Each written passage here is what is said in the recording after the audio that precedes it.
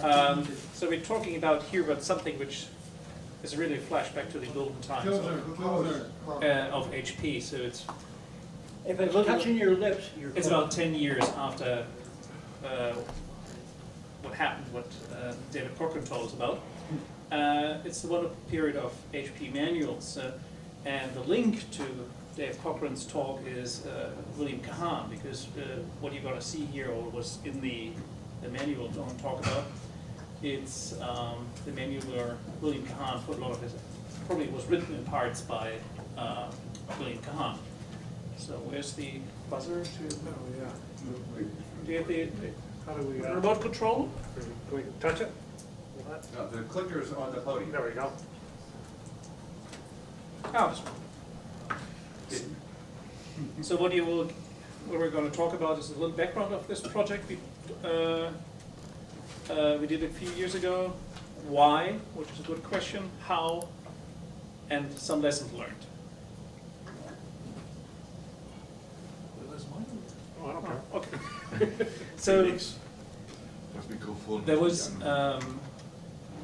in 2010 there was the HP 15 LE was sort of shown, and this was the answer to the bring back, or partially an answer to the long-standing drive of bring back the HP 15, and there was the user manual was recreated and by HP, and there was a lot of effort, and Dave and I sort of participated via the internet, via email, in the editing of this. But there were no plans to resurrect the advanced function handbook, and I always thought this was one of the best manuals HP ever did. Yes, In part because of the wisdom of Professor Kahan. And kiss the microphone. and Dave and I never met, but sort of on the internet, sort of we thought it was a good idea to do, to bring back the advanced function handbook. So this is probably, you will not be able to read it, but these are two screenshots resurrected from the Wayback Machine. So from 2006 to 2011, showing how many people actually wanted the HP 15 back. So, and at last HP did. Wow. Okay. Should I take that? Or?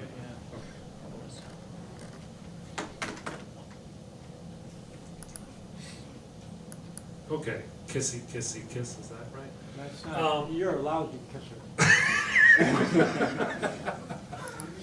So some more background. The manuals of this era were just great. You've probably all read them, but they were really well done. As an aside, Felix had the German translations, and he says the translations were just exquisite. Also, much better than Style and correctness. So yeah, that's yeah, both. style and Different, correctness. other than just a pure translation? No, it was a pure translation, but you can, somebody translated what actually understood, it was the terminology. A German person. Tons of math stuff in there which a normal translator wouldn't know. And I've worked on extremely large translation project, and I understand Tim know much better what it means. So that when you translate one manual into different languages, it's a nightmare. So the Advanced Functions Handbook, a little bit about that. It's 221 pages, the original, covering details of solve, integrate, matrix operations, and accuracy of calculations. Those are literally the titles of the chapters. It included the wisdom of Professor Kahn, as we mentioned, lots of details about error control and this sort of thing. It really showed how to get the most out of the 15C, and really any calculator. Because it talks so much about how to do the calculations so that you get less error instead of more error. So really it was Felix who thought, gosh, wouldn't this be great if we could recreate that? So I got that, yeah, but okay. Let's see. So press that button, I guess. Okay. So we went back and checked some emails, and after we both contributed heavily to the 15C Owner's Handbook, Felix emails me. October 9th, 2010. He says, I wonder what could be done with the advanced manual. It's full of listings which are nasty to edit. I'll probably give it an OCR to see how far it will get. That manual is just outstanding. And then a couple days later, he sends again and says, my attempts at OCRing the Advanced Functions Handbook failed at the first try. I will try to get some software for the Mac and try some more, but that will take time. Now I need to read something different to readjust my eyes. And the level of detail in this manual is just mind-blowing. Now comes an absolutely critical part of this whole effort. Felix emails Tim and says, would HP consider the AFM at all? If yes, then I would spend more time on the thing. Really, this is basically saying, look, he and later me are willing to do this, but there's sort of no point unless HP is willing to distribute it. And I don't think I've got the email here, but thank you so much, Tim. He basically said, well, yeah, I think we could probably pull that off. And without that assurance, I don't think either one of us would have gone to the effort of doing this. Yeah, sure. Yeah, sure.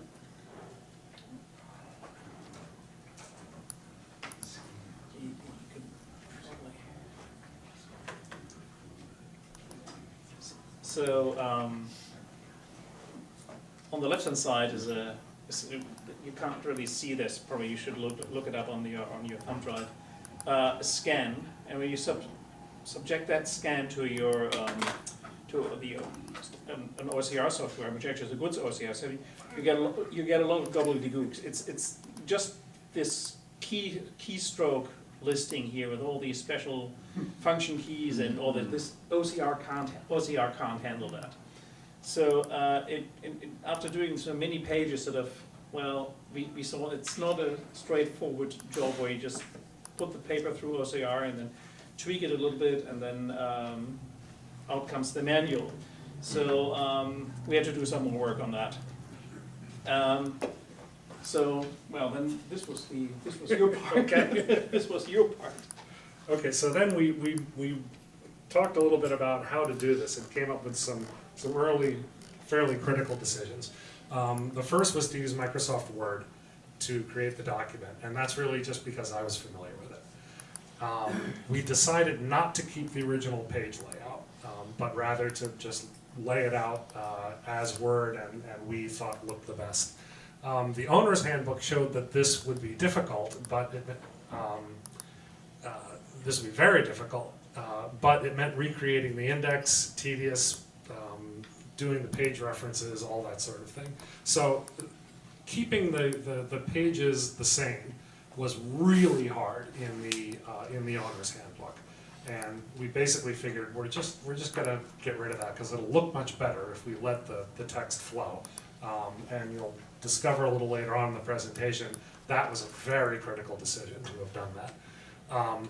But every index entry had to be recreated by hand because we had to figure out not just which page was it referring to, but where on the page it referred to, because that specific spot is what might move. Every page reference, see page 22, we had to go figure out what was that and create a hyperlink within Word so that it linked to the right spot on the right page. Some other key decisions there, we decided to scan the images rather than try to recreate them. I don't know how we could have recreated the images, but to recreate the stack diagrams and the example programs. The stack diagrams, it's basically line art, so it wasn't hideously difficult to redo that. Did you have a font that was matching the HP font? Yeah, we actually created a font. It was created for the owner's handbook, a keyboard font.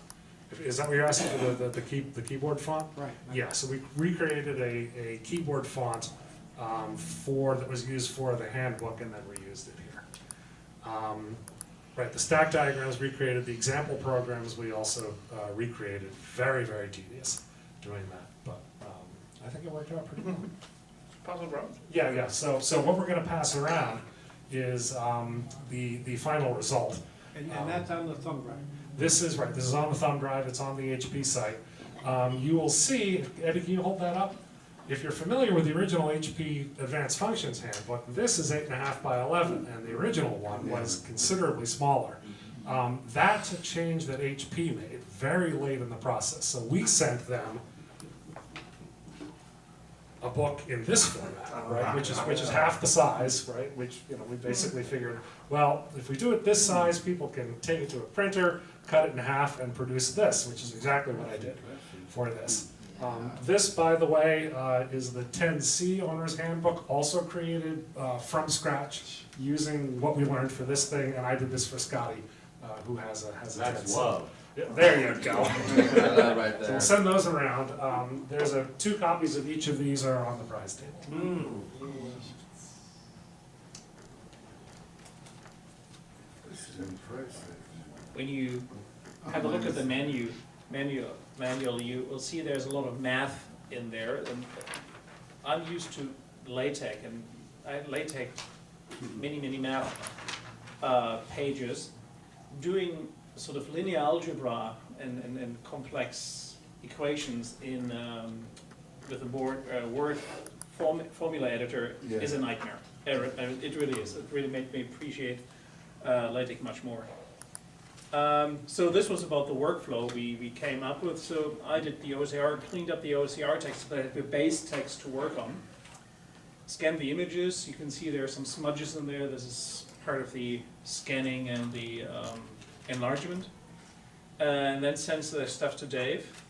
Dave recreated the example, sort of all these keystroke listings and everything else.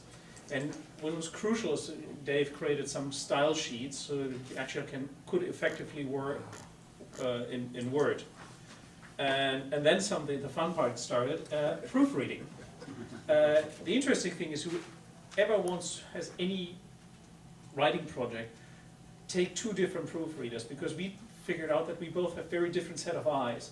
So we exchanged them. So I came up with errors errors which Dave has, but and vice versa. So we sort of and then we took multiple passes just to get it better.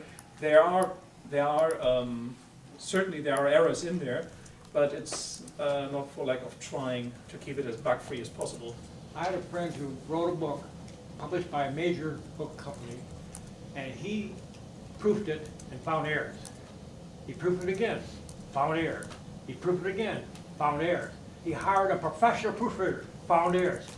He went through 3 or 4 proofreaders 17 times. They kept finding errors. He finally gave up. The only way to do is like Don Knuth with his publication, so that they have so each guy who finds a bug gets some money, and they sort of and that sort of weeds out the bugs. Now, The tech book must be bug-free, error-free. I'm told by some people who do a lot of proofreading, you're supposed to read it backwards.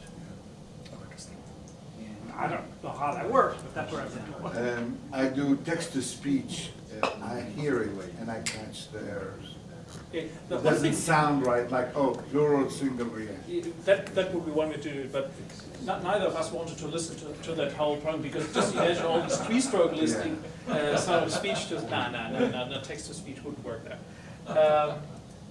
So this was the second draft, so we went from this OCR version into MS Word, and that looked much nicer. So the text you see here, that was sort of kept from the OCR and tidied up, and all this gobbledygook, so it was just reset in Word. And you added the color and the blue? That was from the original scans. Oh. That was I think this oh, the OCR version had the OCR version, that was Yeah. black and white, but we inserted the scan, all the images were sort of plugged into Word. They were color scanned. And then Dave found the correct blue to do all the headlines and stuff. You can also see on that last one the get back there. Maybe you want to take this. Some of the other details. Felix pointed out the heading, getting the heading right. You can see the page layout has changed. This text here is now down here. This table starts probably about there. Getting all of the example programs and the keystroke font and getting that all right was difficult. One thing that was a little odd that I noticed from the originals is that numbers were entered in a regular font, not as individual keystrokes. But so you can see that's number 1000, and it's just done as 1000. Getting the page number and the color diagrams. I think that's about all going on in there.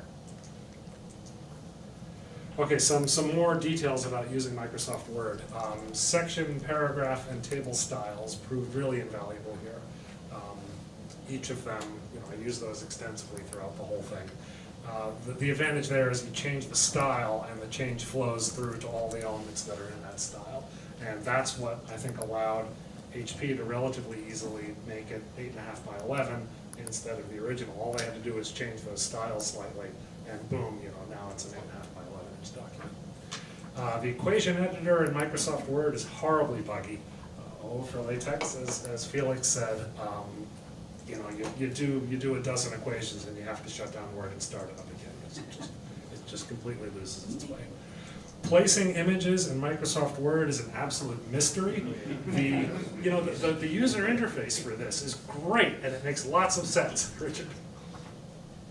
When doing the club newsletter, I use Word, or especially with hpcalc. In fact, Richard contacted me, threatening death to Microsoft Word. And I think he's got it on a bumper sticker out in the parking lot. But anyway, he's inspired me to write an article, which I will do when I get back. The title will be Taking Control of Microsoft Word. There is a simple solution. As an editor, I come from the writing problem as an editor. And what does the editor need to do? The editor needs to put what he wants on the page where he wants. And it shan't move. And it should be located with a precision of 1/2 a point. Okay? And it's easy to do. Okay, well, I'd love to know how. Okay, Well, offline. It's really easy. But it has features for things like, okay, I want this diagram to go right here after this word of text or this line. Or you can say, well, I'm referring to it and put it on this page if it'll fit, but if not, then flow the following text on. Put it up on the next page. You can say to flow the text around the diagram as opposed to just having it completely in line. And it doesn't work. It's just crazy. But it's really easy. It's trivial. Bookmarks are great. So for the page references, index entries, table of contents, all that was done with Microsoft Word bookmarks, and they really work well. It automatically generates the table of contents and the index. Very important because it would have been just crazy to do that otherwise. And one weird thing about it, when you delete a section or a paragraph mark, the formatting flows from the second one up to the first one, not from the first one down to the second one, which is sort of what you would intuitively think. But it doesn't work that way. Word, basically the formatting is encoded in the mark, which is at the end of the paragraph or the end of the section, et cetera, et cetera. You want to do this? You want me to? Okay. So this is the. So we had to do the page numbering. The page numbering here was a bit complex to get right because it was connected to the style sheets. We had this is the table here, so we had to try out sort of these key fonts fitted in them, and they don't look funny, and they all had to be sort of looking the same on the same page. So they really had to have a fitting format for all pages. We also sort of rekeyed the programs from these keystroke lists just to make sure that we didn't move that terribly. We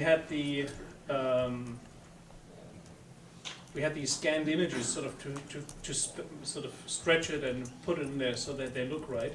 And like Dave just said, the index entry was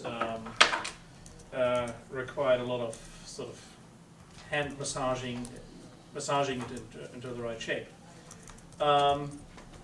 We were thinking, what would we like to change? So certainly style, grammar weren't changed, so we didn't do any changes there, so that we just took the words as they were, and because there was barely anything to improve on that.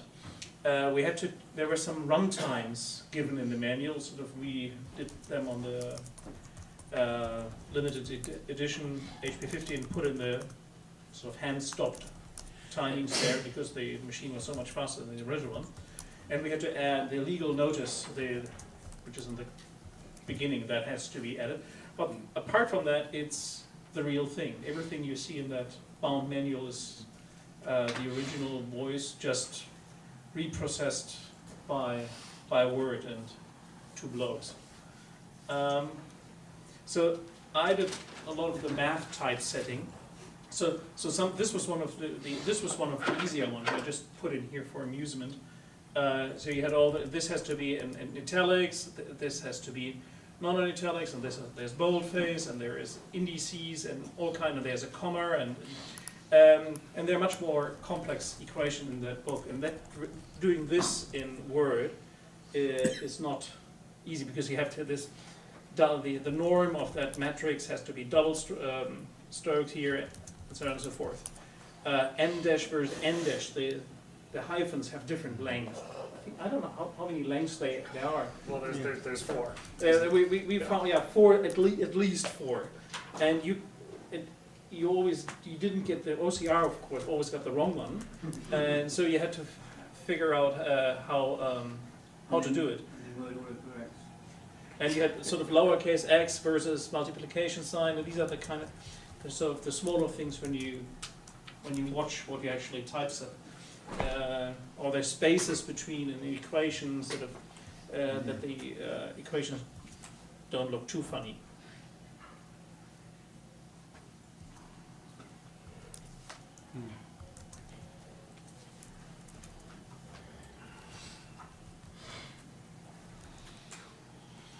I just want to go back to the previous one and explain a little bit more about the dashes here with the example.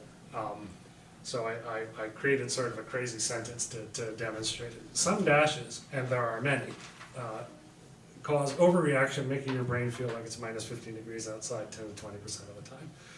This is an M dash. And those are used to, throughout the book, to set off sort of parenthetical expressions. This is a hyphen, right? Just hyphenating a word. This is a minus sign. It's a little bigger, it's sort of in between those two sizes, and it's a little bit raised up from the others. And this is an N dash, which is used to set off a range, like a range of numbers. And the manual used this style absolutely consistently. It was just remarkable how good HP was at doing this stuff back when they did it. Okay. HP did have a style manual. Oh, I'll bet. Yeah. Well, they wouldn't give it to me because I asked for it. Yeah. But I managed to get it anyway. So lessons learned, as Felix said earlier, proofreading is hard. You know, we each read this cover to cover, word for word, at least 3 times, and there are still errors in it. People read differently. Having at least 2 proofreaders is great. As Felix said, he caught errors in the equations that I just missed. I could stare at the same equation for 20 minutes and be like, that is perfect. And he'd look at it and go, wrong, wrong, wrong, and wrong. It's crazy. So a couple of examples of the tiny details that we would find. Page 152. This is quoted from an email that I don't remember if I sent it to you or the other way around. But in the second line from the bottom, the space after matrix looks a little bit odd. Page 152, the paragraph, it should be a hyper 10 instead of hyper minus 110 at the beginning. So it was just mind-bogglingly detailed, and it took a long time. It was very tedious. The whole process was very tedious. But was it worth it? And I think the answer is absolutely. And do we have the last one? Oh. Yeah, dude. You do. Okay. So the final product, as I mentioned, 8.5 by 11. What we did was 5.5 by 8.5, and then when we sent it to HP, you know, their documentation department or whatever, I think Tim said they required it to be 8.5 by 11. But thank goodness for the formatting styles and the automatically generated table of contents and index. It would have been really hard, I think, without that. The manual is available online from HP's website. Just Google 15C Advanced Functions Handbook, it shows up. And as Richard said, it's on the thumb drive. I said errata on the thumb drive. I think that might be incorrect. That might be The list errata for the owner's the manual. owner's manual. Okay, so what's on the thumb drive is the errata for the owner's handbook, not the advanced functions handbook. And it really all finished up in April of 2012. It took about a year and a half to get this whole thing to go through. It was a long project, but certainly well worth it. As you can see here from HHC 2011, the proud parents of it. That's it. Questions? Come on, ask a question, I gotta do All that. right. Jim? I could tell you a short proofreading story that might make you feel better. I imagine there's a few people in the room that knew Eric Vogel, who worked at Hewlett Packard. Yeah. Eric was arguably the most legendary proofreader we ever had. And around the time I hired on at HP, I became aware of the effort that was going into the manuals. There's a whole department of artists doing the diagrams, and there's photo typesetting machines and so on. And it was a mind-boggling amount of work going into those. I was very, very impressed. At the time I was hired on, Eric was working on the petroleum fluids pack for the HP 41. And Eric casually asked me if I wanted to do some proofreading, and knowing nothing about petroleum fluids, I demurred. But along the way, I became aware of the efforts that were going into that application manual. Eric sent a proof sheet back to the typesetting department with a period circle. And he said it was in the wrong font. This story went up and down the halls of the HP lab at warp speed. And the OCR department said, that's not possible. A wager was placed, and they corrected the font. Thus cementing Eric as one of the most legendary proofreaders I've ever worked with. We could have used it. You could have used Eric. Is he Yeah. available? Any other questions? So not knowing you guys did this like 5 or 6 years ago, I was gonna say at the beginning, you know that it's up on the site for years, right?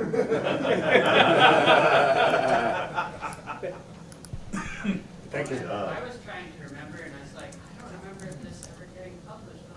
That's just, everything has become a blur. Yeah, yeah. I'm just getting so old. Well, we had to send several sort of gentle reminders to Tim to because it kept not showing up on the website. I'm like, okay, is it coming? And he wrote back with what I think we would all learn to expect, which is it's a huge company, and he's done his part, and it's sort of working its way through the glacial process of HP updating their website. But it did eventually make it up there. One aside, because this is also outsiders, non-HP people doing something for HP, so that's not on, with a large corporation, this is not always easy. And we were involved in some translation proofreading for the owner's manual. And we said, how could the translation be so bad?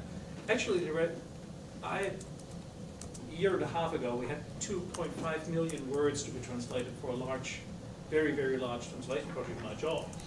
And this was a professional translation company doing this. And we rejected about a third of those translations were absolute substandard. They were worse than machine translations. And we had to sometimes doing them 2 or 3 times until they were sort of halfway sort of up to patent office standard. So handling translations and handling large amounts of sort of written text can be. So I just want to remind you, I remember complaining about the translation, so I think that wasn't a bad experience then. It could get much worse. Thank you.